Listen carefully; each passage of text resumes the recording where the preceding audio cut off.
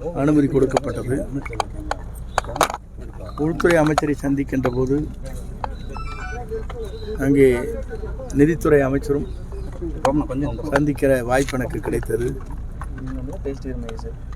அவரிடத்தில் நான் சொன்னது, என்னுடைய கருத்து இதற்கு முன்னாலே கூறியதைப் போல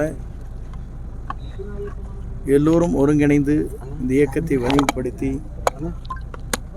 நம்முடைய கூட்டணி என்பது மாபெரும் வெற்றி அடைய வேண்டும் என்பதுதான் நிலையை நான் அவரிடத்தில் எடுத்து சொன்னேன். இருக்கின்ற கள நிலவரங்கள் தமிழ்நாட்டில் இருப்பதையும் எடுத்து கூறப்பட்டிருக்கிறது. ஆகவே அனைத்தும் அவங்களுடைய கவனத்திற்கு எடுத்து சென்றிருக்கிறேன். அதற்கு பிறகு நம்முடைய ரயில்வே உடைய துறையின் அமைச்சர் அங்கே வருகிறார்கள். அவரிடத்திலே ஒரே வேண்டுகோள் வைத்தேன். நம்முடைய ஏற்காடு எக்ஸ்பிரஸ் முதலில் 10 மணி அளவிலே ஏற்காடு எக்ஸ்பிரஸ் புறப்பட்டது. இன்று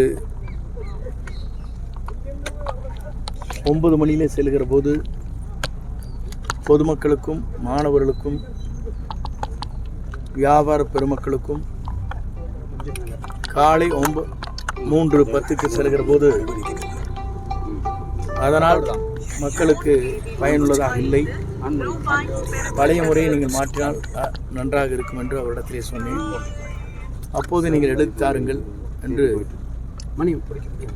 அங்கே உள்துறை அமைச்சருடைய லான்ச் அங்கே இருக்கின்ற இடத்தில், நாங்கள் அமர்ந்து கொண்டிருக்கிற இடத்தில், அந்த ஓய்வறை என்று சொல்லப்படுகிற அந்த இடத்தில் அவருக்கு அந்த எழுத்து மூலமாக எப்படி அது மாற்ற வேண்டும் என்று கேட்டார்கள். அதை எழுதி தந்திருக்கிறோம்.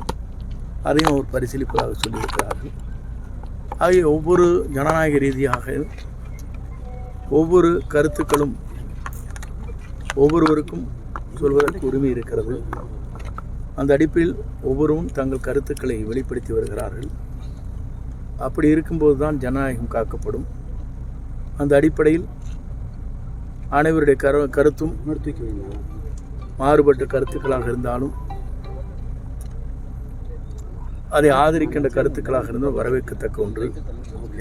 ஆகவே அனைவருக்கும் நான் நன்றியை தெரிவித்துக் கொள்கிறேன். ஆகவே எங்களை பொறுத்தவரையிலும் இயக்கம் வலிமை பெற வேண்டும் என்பதுதான் என்னுடைய நோக்கம். நன்றி.